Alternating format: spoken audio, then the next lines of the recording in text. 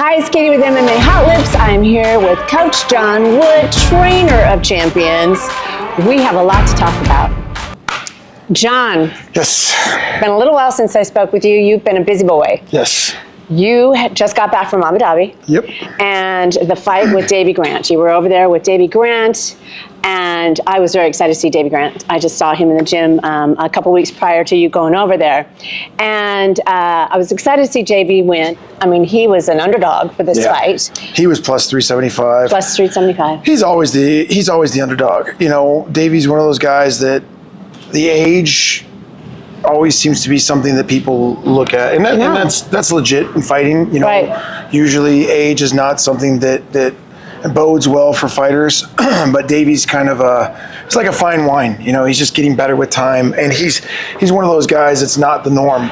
Davey's still learning, still getting better. He's one of the best guys in the room. He's one of the hardest spars for everybody, and people underestimate him all the time, and I'm great with that. I love having my guys in the underdog situation. We thrive there, and the more that we can be there, I think the better, because when you're the one that's supposed to be, you know, getting walked over and the easier fight, sometimes the opponents, and I'm not saying they did that, but sometimes the opponents always kind of, you know, look at that as, I've got this one in the bag. And Damon is one of those guys that, you know, this was our third or fourth fight offer for his fight.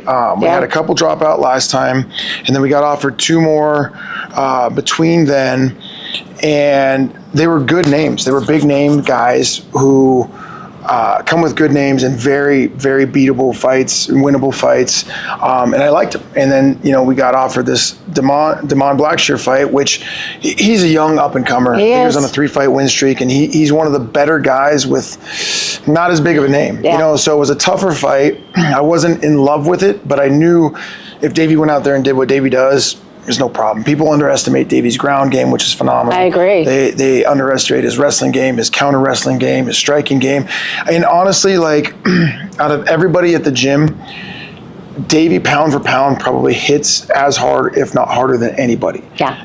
Everything he does hurts, and he's one of those guys that with one punch or one kick, it just changes how you feel about it. And that's what you saw in the fight. And it went good for us. I was really nervous in the first round because it didn't look like it was going to go well, and then he just picked up. His kicks were vicious. Yeah, well, that was part of the thing, was not to kick in the first round. You know, when Davey goes boxing heavy game plans, he's awesome. His footwork's great, and he was going out there. But kicking is such a big part of his game. He always kicks a lot. He went out there, landed one, and then the second one, he threw another one in the first minute, and the guy countered with a 1-2. And then I was yelling at him, don't kick, and then he threw another one and got the takedown. And then that's where we didn't want to be. So between rounds, you know, Davey weathered the storm. You know, we gave up that round, but it's also one of those deals where there's sometimes you can still win when you're losing. You know, and that's kind of with this guy, and say like Merab and Umar, there was times where you know you're going to get taken down. You know that somebody's going to be in a bad position. Don't panic. Make that guy fight. And there's a lot of fighters that when they do what they want or land in a position and they can't succeed in what they want, it has a mental, like, ability to break them, you know. And so I think that kind of, you know, he was in that position where I told him, like, we might not win that round, but you're going to win that round still. He's going to come out. He's not going to feel confident as much. And that's what happened, you know. And we told Davey between rounds, hey, it's sprawl and brawl, no more kicks, hit, get out, move. And then once Davey kind of got the rhythm and started touching him, you could see that Blackshear, you know, he wasn't comfortable in there anymore. And once he knew he couldn't take Davey down, that's kind of like an oh shit situation. And he's thumping on you. Even when I tell Davey all the time, he sometimes looks for the big shots too much. I'd like him to touch a little bit more, and that's something we're working on. But when he's hitting people, even if they're blocking, it changes the way they want to fight. It really does. He hits so hard. Everything hurts so bad. Even holding pads for the guy is brutal. So it went, you know, the second round, he took over. The third round, he started finding his confidence. And even I told Davey there's going to be opportunities, like when he goes back and watches the fight, he's going to be upset certain times that he didn't open up a little bit more. But when you find a path to victory like he did, where he was on it, it becomes stay on that path, and if the finish comes, it finish comes when you have a dangerous fighter, you know. And so he was able to do that, and I'm very happy with the way that fight worked out. And we had another fighter earlier in the week on UA Warriors, Shanna Young. She went out and had a dominant performance. on that show. So it was a good weekend, man. 2-0 over in Abu Dhabi. It always makes it worth the 25-hour flight, which absolutely sucks balls. Brutal. But it's brutal. So that's brutal. No. But it was worth it. It was a great weekend for the team. Good.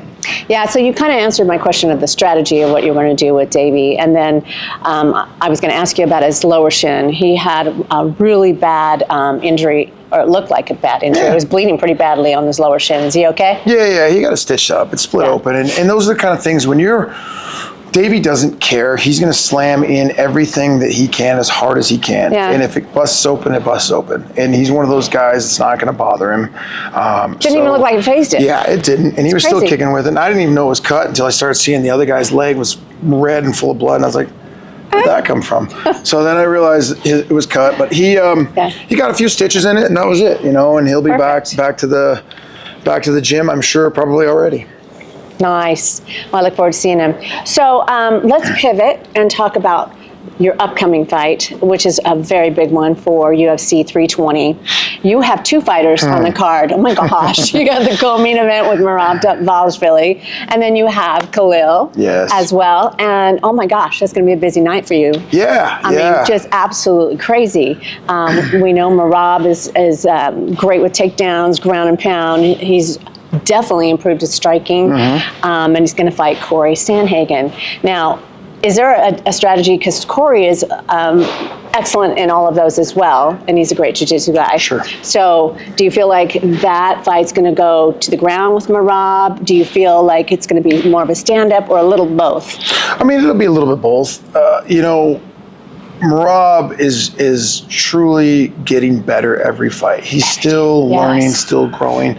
And we've really hit our stride as far as coaching and listening and getting, able to really build game plans. Each camp, he's getting better, and he's taking what he learned from the last camp into the next camp, and we're growing and growing and growing. So Cory's a very dangerous fighter. I respect him.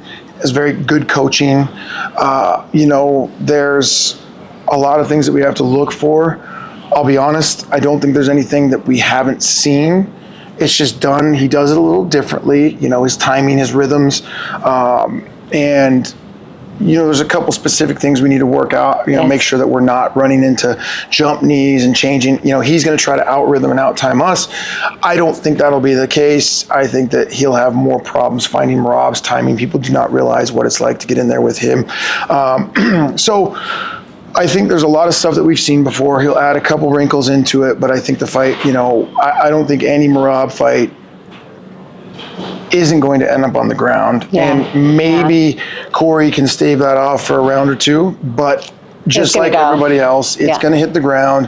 Merab will be the one in control, and we'll see how it goes. Cory's tough. He's got a great takedown defense, though. Cory's tough, I've seen him. But, we saw what Umar did with him. Yes, I was just going to say, Umar. Umar got him down. He did a great job at defending Umar. He did. But Merab's different than Umar. Of course, well, they fought. Merab's a lot different than Umar. Merab won. So I really think that it's going to be an interesting fight. I'm excited to game plan against him. I'm excited to fight someone who is on that level. Like I said, I have nothing but respect for Cory and his coaches, but we're going to leave that cage with that belt still in hand. No problem. Okay, so that would be my next question. I mean, Merab's basically wiped out this whole division in the bantamweight. What would be next for Merab? How do you see that going? I mean, for me, I would like to see Merab stay in the division for as long as possible.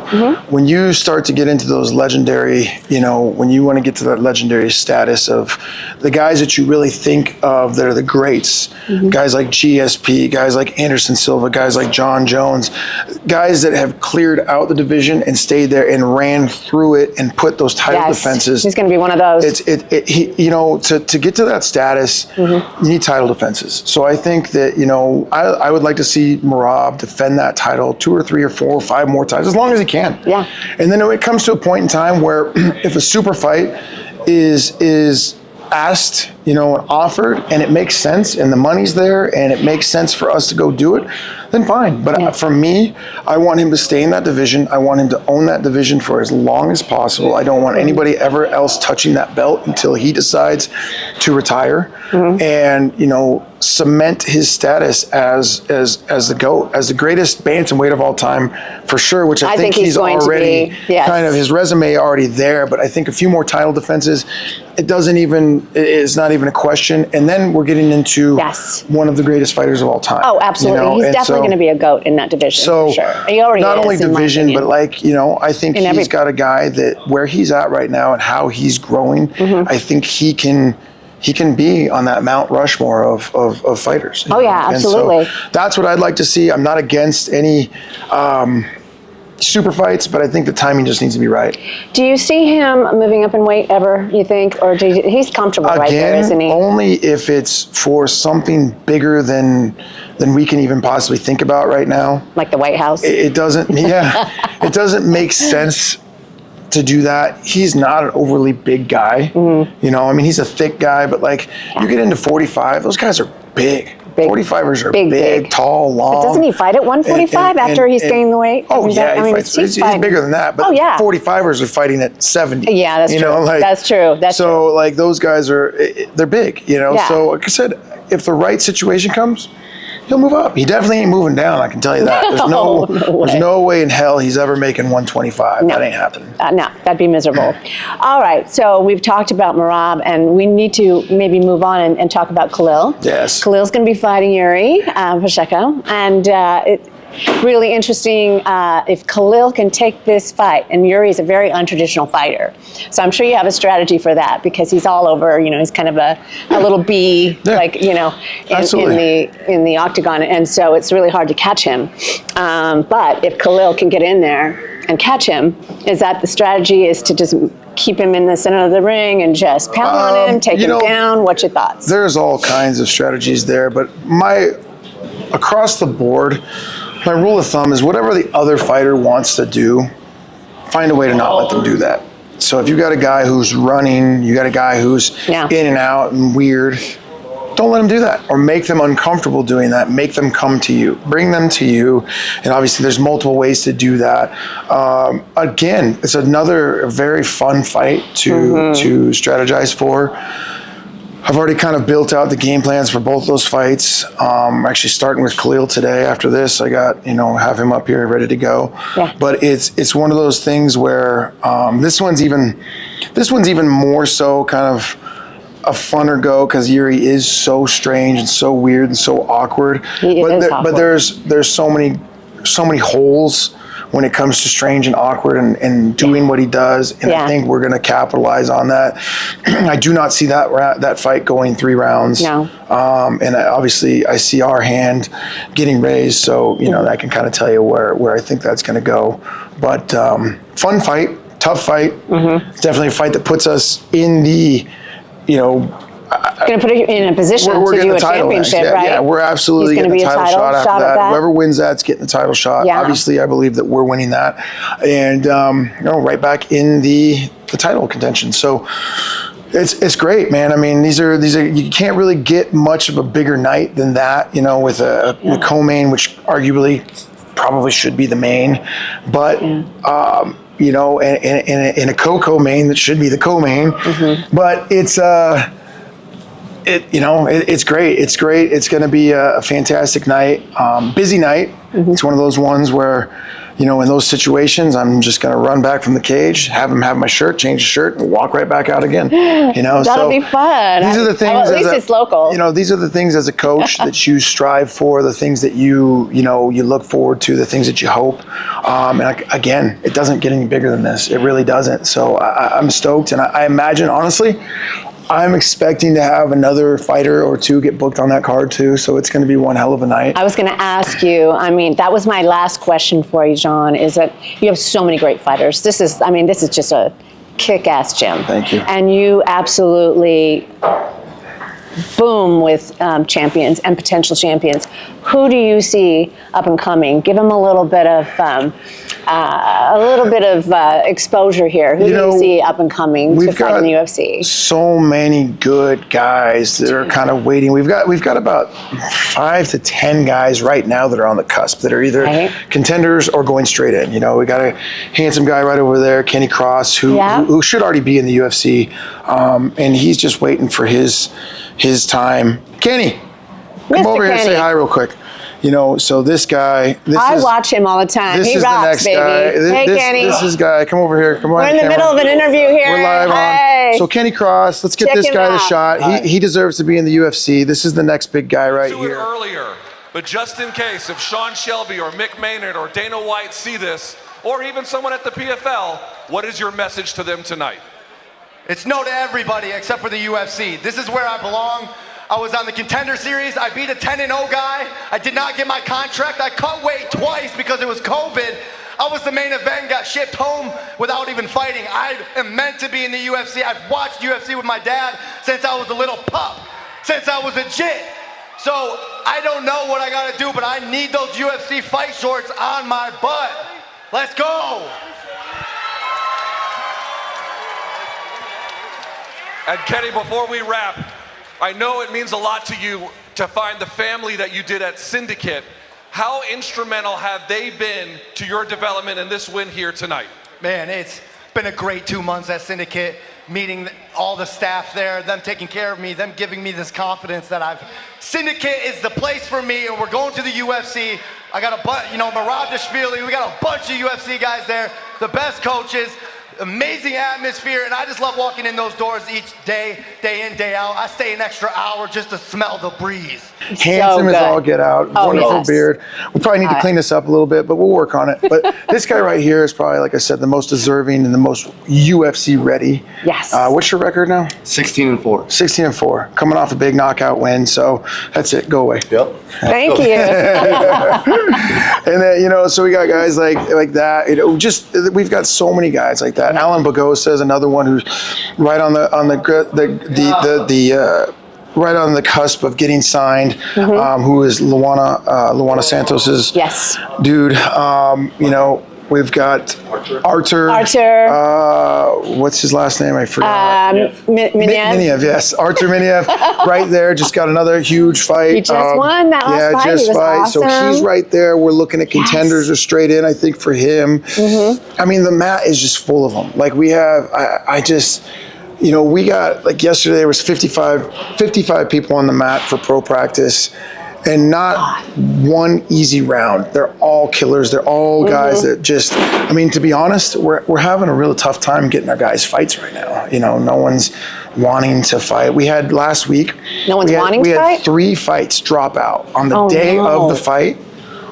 So we had two guys pull out right, like literally as the guys were wrapped up, ready to go. 2 of the fighters pulled out. Now, I don't know, there's some things of what was said, but he had that, and then we had Brandon Jenkins flying to his fight on the plane, landed, fighter pulled out, turned around, flew right back. So we had 3 in 1 week, pull out fight week, and 2 on fight day. So it's just getting crazy, and it's all good problems to have. Like I said, we've built something special here. We have such a multicultural, diverse team. Everybody's killers, and it's only getting bigger. We got the Tackett brothers just moved out here for jiu-jitsu. They're joining the team, and they're doing great things in jiu-jitsu. Obviously we got the Shapiros running a fantastic jiu-jitsu program. There's a lot of big things coming. We're working on, like I said, the expansion of the gym, taking the whole building. A lot of big things coming up, and last week alone, I think we picked up 3 or 4 new UFC fighters. They joined the team. Can you say who they are? And so, one big one was Chepe. I'm going to butcher his last name. I'll have to look up. But Chepe, 145, a great fighter. He's on I think a 4, 5, 6 fight win streak in the UFC right now. Oh my gosh. He just came here. Awesome dude. Obviously Poliana Viana just joined up. We've got a couple that are on trial. The one thing we like to do here is make sure that we give the guys a week trial for us to try them out, for them to try us out. So we've got a couple other fighters that we'll see how that goes on the end of this week, but it's we're every spot on the mat now is important. Every spot, like we're so busy now that everybody has to bring something to the table. So that's what we're looking to, is they have to not only bring the vibe and the right vibe, but the right training ethics, and just being a good partner. So that's what we're doing. All right. So, John, let me ask you. We've got UFC 320, the main event. Who do you got in this fight, Pereira or Magomed? You know, 6 months ago, it was pretty much impossible to bet against Pereira. I know, right? Magomed definitely exposed some things. I also know that Pereira wasn't training properly for that fight. You know, so everywhere I was that year or before that fight, I was all over the world for all these fights. He was there. He was partying a little bit. He was doing, you know, his appearances, his parties, doing his thing, whatever. So I know that there's no possible way that he could have got a real camp. You know, I saw that firsthand. So I knew going into that it was going to be an issue. If he sits down and trains and does a real camp and goes out and he lets it go and he lets his hands go and fights not scared to get taken down and fights like he's fought before, there's a good chance he knocks him out. Now, I don't know that I see that happening because I believe that Ankalaev has a little more, he's got a little more tools in the toolbox. He's got a little more options to, bully Alex to, and his stand-up is just as good. You know, he can put it out there. So I really. So you got to do a prediction. Come on. So I really think that I'm going to go with Ankalaev still on this one, just pushing the pace. That threat of the takedown. You know, I just see him still getting it done. You're going to say all 5 rounds or earlier? I would say all 5. All 5? Yeah. It's going to go to decision, you think? Okay, that's his prediction. You heard it right here. John, thanks so much for spending time with me. I know you're tired. You've been traveling a lot. I'm just super proud of your team and Syndicate MMA and what you do for these fighters. So thanks for being with me. Of course, thank you. Appreciate it. So if you like this video, make sure you like, subscribe, and hit the notification button to get all my videos. MMA Hot Lips out.